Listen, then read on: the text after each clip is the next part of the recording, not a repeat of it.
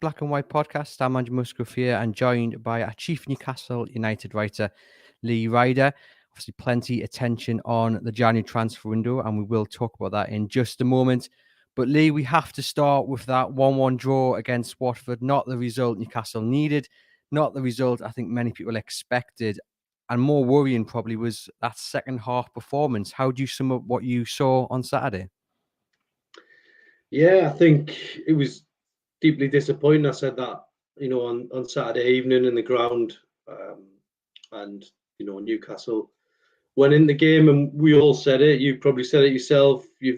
Whoever you went the match with said, it's a must win, and it was.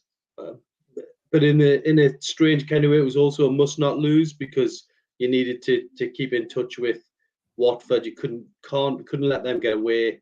And yeah, it is still very tight at the bottom. So amazingly, despite only winning one game all season, Newcastle can still come out with this on the other side and hopefully, get the wins they need. I mean, the Leeds game's now huge. It was huge anyway, but Newcastle go down there again, knowing they can, keep in touch with the teams around them.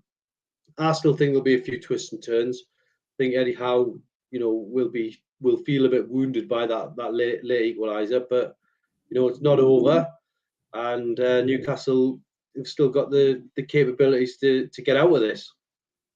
So on one of the questions there from Hassan Ahmed Musa says, do you think Newcastle can stay up?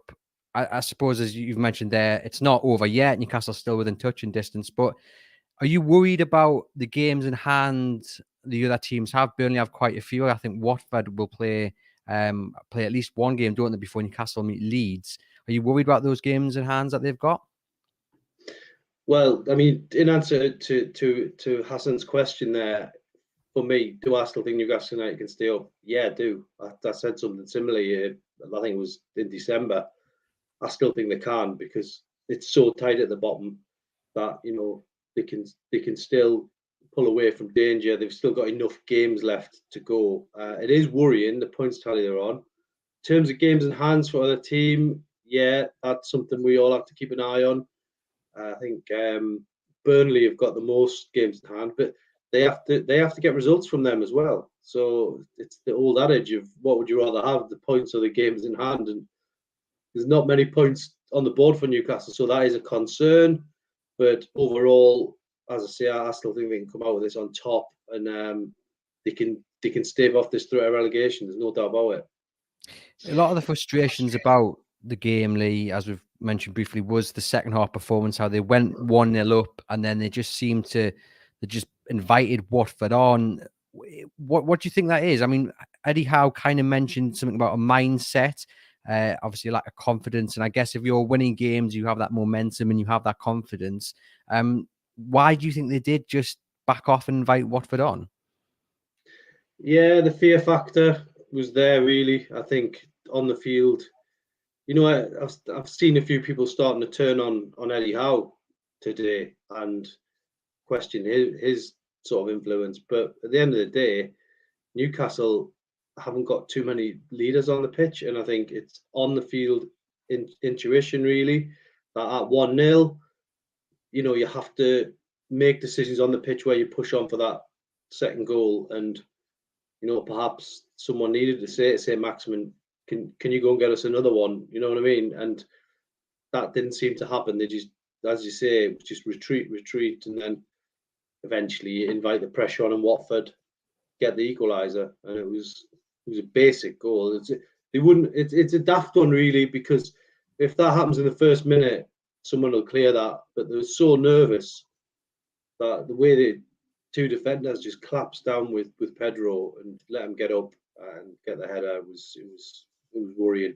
My big concern wasn't drawing the game after that went in. It was whether they were going to concede another one, because it looked like they'd lost their minds in injury time, and Watford could have got another goal themselves. But thankfully, it ended a draw, and it wasn't a complete disaster. If Watford had won that game, it's meant to be like Blue Monday today. It would have felt even worse.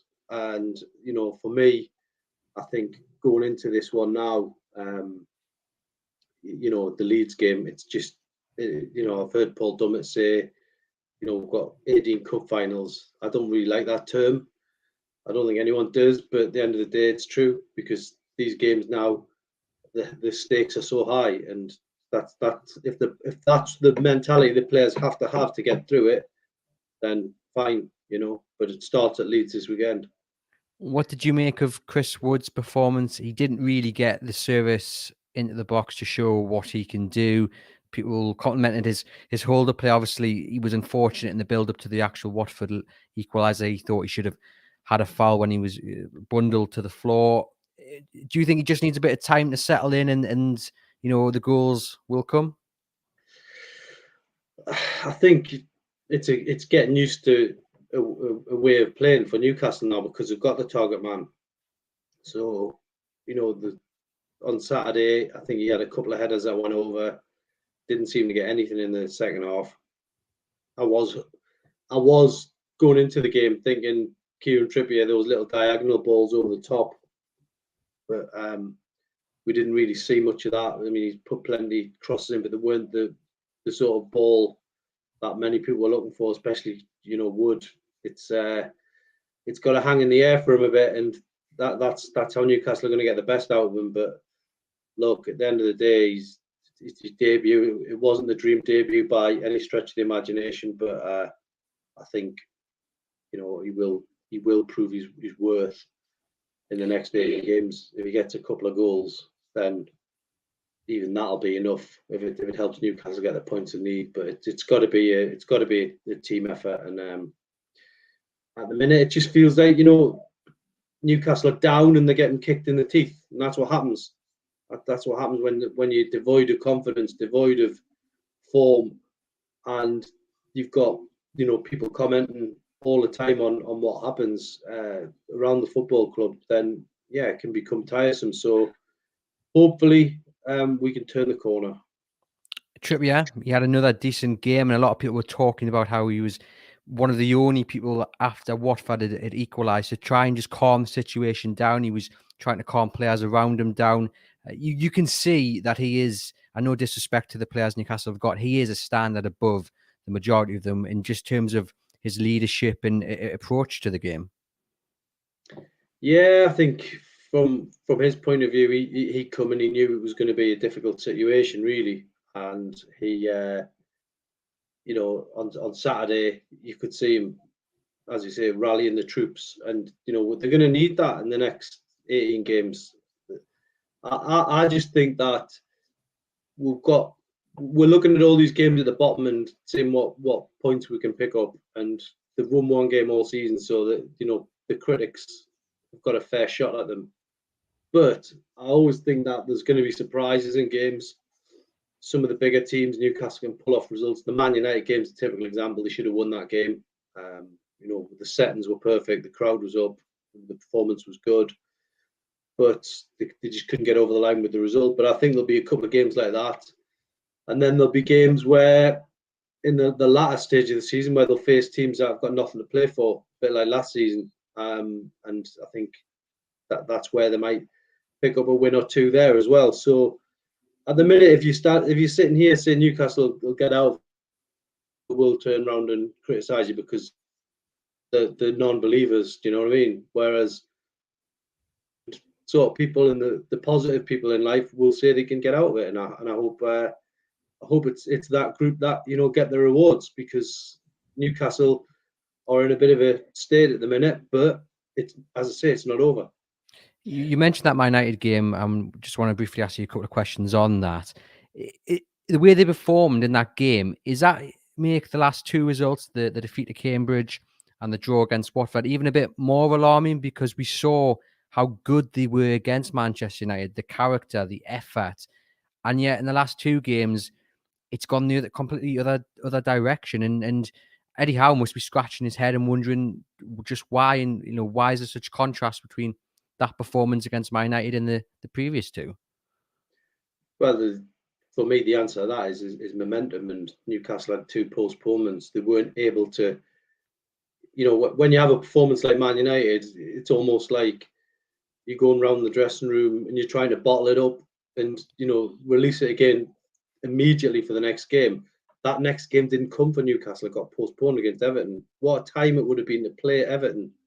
The way that what's happened with Rafa, they're in a bit of a mess. That would have been the perfect time to play them. Okay, we had injuries and it was and the COVID cases wasn't going to happen. But unfortunately, the momentum shift, that disintegrates because you have Everton postponed, you have Southampton postponed, and then you go into a cup tie against Cambridge where you need to put on a performance, and Cambridge had more sort of match practice in their legs, if you like, and Newcastle sadly didn't deliver on the day. So that's why the Man United game, sadly, anything you build up from that game merely disintegrated over the festive period.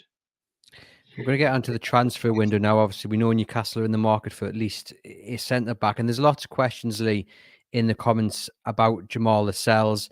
People feel he was slightly at fault for the goal against Watford. He made a couple of mistakes in the game as well. But just a lot of people asking, what does the future hold, in your opinion, for Jamal Lascelles? Do you see him being part of the team going forward? Is it a case that Newcastle getting a really good centre-back and the hope is Lascelles comes up another level and that helps him become a better player? Well, the thing with Jamal Lascelles is he is a confidence player. So I think Rafa Benitez did a great job putting his arm around him and getting the best from him during his time at the club. Steve Bruce at times as well. But let's remember Lascelles last season, when it mattered, I think he popped up and got a couple of goals against, I think it was Wolves and Aston Villa. They proved to be vital points. So he has got it in him. And really, you take away that mistake at the weekend when you didn't get up with Pedro, you take that away, he actually had a good game, especially if you look at the statistics. I think he made 12 defensive clearances. So he did okay, but unfortunately, people will remember the moment at the end when he doesn't win the header. He wins that header, he's had a fantastic game. But unfortunately, people will remember the negative part, and the stakes are so high at the moment that every mistake Newcastle makes seems to result in a goal against them, and it's just it's difficult to watch. But that's where we are. As I say, when you're down the bottom, you get kicked in the teeth. In terms of the chase forward defender, the Lille president's made it quite clear that he doesn't want to sell Sven Botman. He scored yesterday for Lille. You've written a piece today questioning whether that's maybe his way of trying to get the price up a little bit more. Diego Carlos is the other one they're chasing. What do you think is going to happen this week in terms of the search for a defender? Well, I think Lille have been a little bit greedy with the Botman thing. He's a 21-year-old. He hasn't got a full international cap with Holland, and they're asking more than 50 million, 55 million. It's a perfectly reasonable offer what they've had, and then for him to say that, then for me that just suggests they're trying to just squeeze that a little bit more from Newcastle. But I think it might be. I mean, Eddie Howe spoke about what he said. There will come a point where we leave the room on certain deals. That might be one of them. Unfortunately, you can't discount anything in the transfer window because things can change. People can change their mind. Lille might get a couple of deals lined up that they want to do, and they go, "Well, we'll go back to Newcastle and we'll take what was on the table there." So, yeah, I don't trust it. I don't trust anybody saying that at this stage of the window. We're halfway through. Things are still active, and we've seen it before with French clubs as well. Seen it with teams in Spain where the presidents, make comments and then things change, and then Newcastle could still potentially get their man. They might go back in the summer. They might move on to a different target, and Lille probably won't get a bigger or better offer for Botman than is on the table at the moment. So maybe they need to evaluate where they are. Is there a bit more confidence, you think, on Carlos, who's in a similar sort of position with his team in Spain? They're at the right end of the table. They don't want to lose their star defender. But is there a bit more confidence from the Newcastle camp, you think, that they could get him through the door? Well, they're still pushing. I think from his point of view, he's 28 years old. He's not going to get a a bigger chance to play in the Premier League than this. You know, he will be a wealthy man if he takes the offer that's on the table. It's good money as well from Seville's point of view. The big problem with them is they're fighting for the title, and you know, if you're experienced enough to have seen Newcastle in a title race, had somebody said, you know, in 1996, we want to take away Les Ferdinand or David Ginola, you know, the answer would be no. You don't want to disrupt your team when you're fighting for the title, and that's where Sevilla are at the minute. The need to keep the team together, but that's becoming a very tempting offer, and I think Newcastle might just keep pushing away with it. But there are other targets. You can head over to Chronicle Live to see Lee's story. Newcastle aiming for double deal this week as club host recruitment specialist. That's on our homepage now. A lot of people want to see, obviously, additions in before that Leeds game. Do you think the result on Saturday and then Norwich's win, the fact that Leeds won as well, do you think that might have that might push the owners even more to become even more active, and maybe whereas maybe last week they're holding back on paying over the top, they might just look at the situation and say, well, is it worth paying an extra 10, 15 million if it means Newcastle survive in the Premier League? Yeah, well, everything's at a premium for them at the moment, and let's be honest, Chris Wood was at a premium because, you know, they had to go as far as the player's minimum fee release clause. And whereas, if Newcastle had a bid, say 20 million in the summer, then he probably would have left for that, because Burnley would have seen that as good business. But I think they will be pushing. They'll probably, unfortunately, have to end up paying over the odds for certain players. But if it keeps Newcastle up, then that little bit of extra money is been worth it. It's a difficult window to begin with. Newcastle have got these two players through the door very early. Good first half of the window. They're trying to make it a better one in the second half. If they emerge with 4 or 5 players, then they've got what they need. But this next stage is going to be massive for the football club in terms of laying the foundations going forward. If they can stay up this season, and then after that they can push on for bigger and better things. How important is it that they do get at least one new face in before they face Leeds on Saturday? Yeah, it would be massive, to be honest. But these things aren't straightforward. Unfortunately, the Trippier deal took the best part of a week. Wood took up all of last week, so they need to be quick, because the days are just flying by in the window, and they're looking to actually get 2 players in this week, so it will be all hands to the pump on that score. But the only thing you can say is, I wrote a piece about the other day, they're a club that are trying again. So if they can't get a certain target, they'll move on to the next one. Whereas in the past, they were just, I said this the other day, I remember speaking to someone at the club, and it was in January, and they turned around and said, yeah, that's us done for business now. The only problem was it was January the 3rd or January the 4th. So it wasn't like it was the end of the window. They just said that was it. And I think it was 2015 when John Carver was in charge, and they didn't give him any money to spend in the window, and sold Santos. So crazy time, but those days are behind us. But they need to start getting points on the board. That's a crucial thing. So it's all right getting players in. They've got to start getting points on the board, or they're going to go down. Just the penultimate question, then. You mentioned in the piece today that they're also going to be considering the loan market. We've seen reports that the Manchester United Dutch midfielder's name totally escapes my mind, has turned down a deal. Is that one of the markets you think Eddie Howe is definitely going to try and utilise? Just try and bring players in till the end of the season, and then the summer the full project can build if Newcastle do manage to stay up. Yeah, I mean, I think that Van der Beek is who you're talking about at Man United.